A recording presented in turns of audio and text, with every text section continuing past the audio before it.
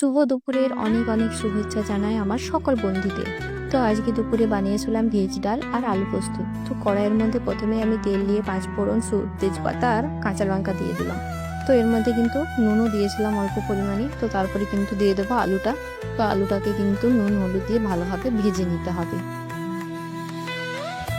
তো দেখো আমি কিন্তু নুন হলুদ দিয়ে আলুটাকে ভেজে নিচ্ছি। তো ভালোভাবে ভেজে নেওয়ার পরে কিন্তু আমি পোস্ত পাতাটা দিয়ে দেবো। তো আমার এই ভয়েসটা তোমাদের কেমন লাগে অবশ্যই কিন্তু কমেন্ট করে জানিও।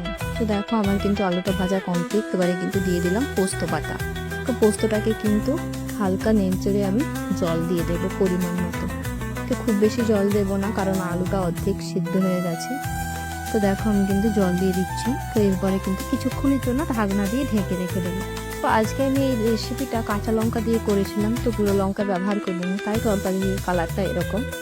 তো তোমাদের কেমন লাগলো রেসিপিটা অবশ্যই কিন্তু কমেন্ট করে জানিও। তো এই দেখো আমার কিন্তু আলু পোস্ত রেডি।